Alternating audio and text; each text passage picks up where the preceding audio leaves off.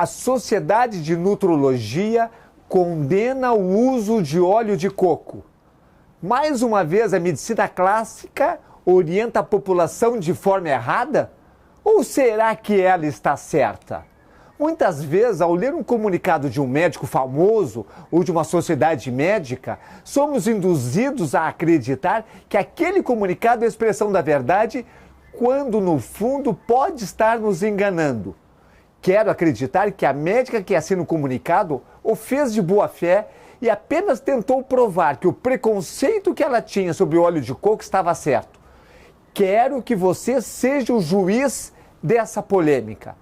Vamos fazer junto uma análise imparcial sobre o comunicado. Dê uma pausa nesse vídeo por algum tempo, leia o comunicado oficial e depois voltamos a conversar. Vocês encontram, digitando no Google, essa frase: posicionamento oficial da Associação Brasileira de Nutrologia a respeito da prescrição de óleo de coco.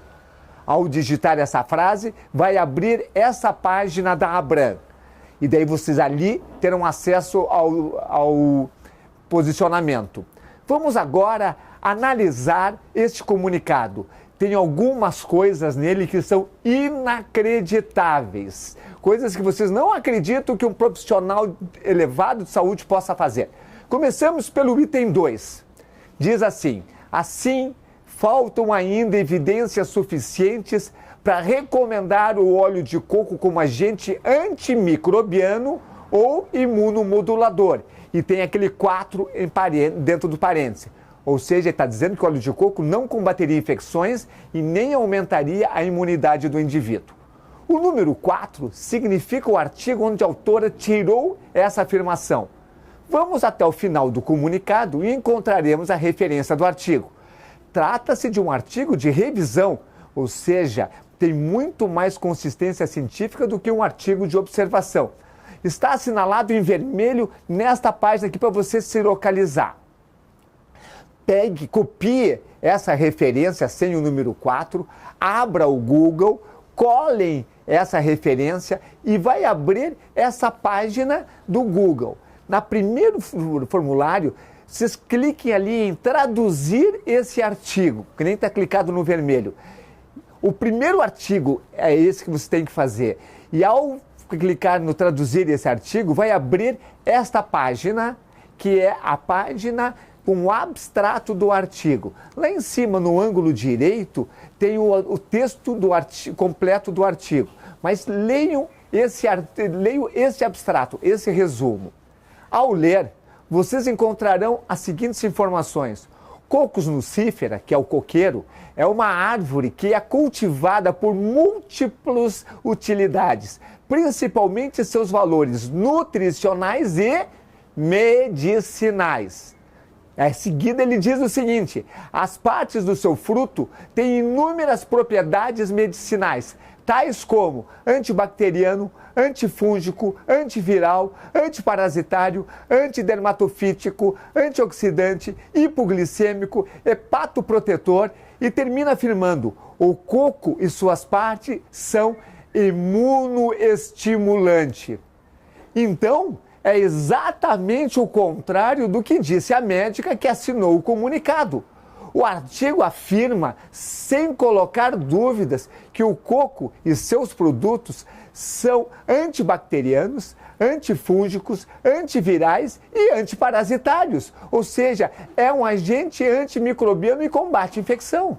A referência citada ainda afirma que o coco e seus produtos têm ações imunoestimulantes, ou seja, contrariou todo o comunicado da Abram. Logo, ou a autora não leu o artigo, ou propositalmente ela estava induzindo a um entendimento errado. Se você quiser ler o artigo, está em inglês. Você vai ver a maravilha que é o coco e seus produtos. Encontramos também no comunicado da Abram a seguinte afirmação: até o momento, não existem estudos científicos que tenham abordado o efeito de óleo de coco na função cerebral de indivíduos saudáveis ou portadores de alterações cognitivas. 5 entre parênteses.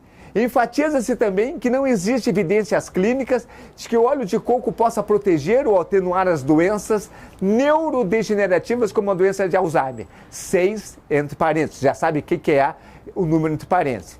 A referência 5 é um estudo muito completo de óleo de coco e apenas diz que ainda não foi comprovado. Vale a pena ler esse artigo que é poderoso. Agora vamos analisar a referência 6. Façam a mesma coisa que vocês fizeram com a 4. Vai abrir esta página lá no PubMed. Ali tem um abstrato. Nesse não tem acesso ao artigo completo.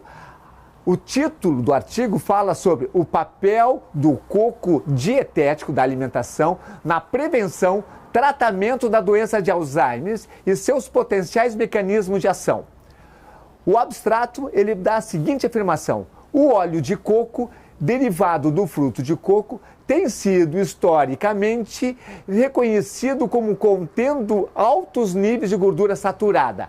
No entanto, um exame mais minucioso sugere que o coco deve ser considerado mais favoravelmente, ou seja, a gordura saturada do coco é favorável à saúde, diz o artigo que a médica citou. Em seguida, os mesmos autores dizem o seguinte: ao contrário da maioria de outras gorduras dietéticas que são ricas em ácidos graxos de cadeia longa, o óleo de coco compreende ácidos graxos de cadeia média, que são os únicos no sentido de ser facilmente absorvidos, metabolizados no fígado e podem ser convertidos em cetonas. E diz mais, cetonas, corpos cetônicos, são importante fonte de energia alternativa para o cérebro e pode ser benéfico para as pessoas em desenvolvimento ou já com comprometimento de memória, como na doença de Alzheimer.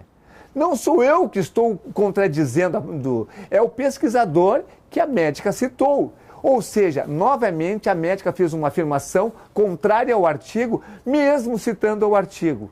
Ela fez isso porque ninguém vai checar se o que ela está dizendo está dito pelo pesquisador, apesar de vocês verem que não dá trabalho de fazer essa checagem. Não acreditem em mim. Copie a referência, pesquise no Google e leiam vocês mesmos o abstrato. Quando o comunicado analisa o efeito do óleo de coco em relação ao peso corporal, a Abram cita 4 estudos escolhidos por ela, tem outros que não foi utilizado, todos artigos de baixo nível científico, porque são artigos de observação, nenhum artigo de revisão ou de meta-análise. Mesmo assim, vamos analisar o 3º artigo citado. Ele afirma, está lá no texto da Abram, que o consumo de óleo de coco virgem foi associado à redução de circunferência da cintura dos homens, ou seja, diminuiu a gordura visceral, aquela que mata, ou seja, contrário do que o comunicado defende. E a médica conclui, no geral, não existem evidências suficientes para concluir que o consumo de óleo de coco leva à redução da adiposidade. Até por aí eu concordo, mas também não existem evidências suficientes para concluir que não diminui. Ou seja, pode ser que diminui, mas ainda não há evidências científicas que comprovem indiscutivelmente. O que é certo é que ele não aumenta a adiposidade, senão estaria escrito no comunicado. A afirmação de que o óleo de coco aumenta o colesterol LDL, o colesterol ruim, e por isso aumenta o risco cardíaco, e que deveríamos usar outros óleos vegetais insaturados, são aqueles soja, milho, girassol, canola, vai na contramão de todos os trabalhos científicos, centenas de trabalhos que mostram que os outros óleos são muito mais agressivos para a saúde.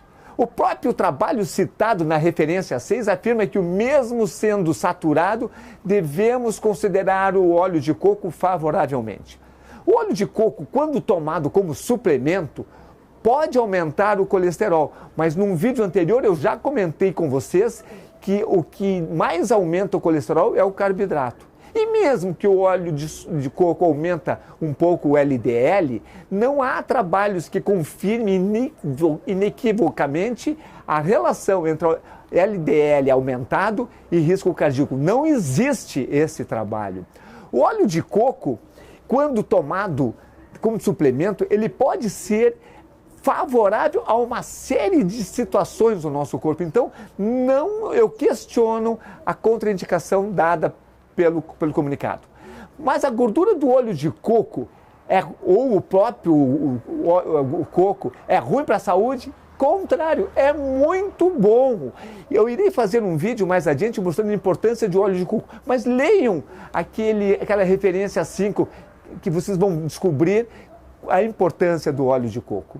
4 dicas finais.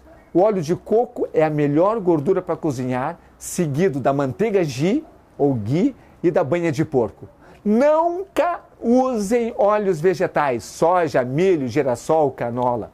O óleo de coco pode ser tomado como suplemento nutricional, uma colher de sopa 1 ou mais vezes por dia.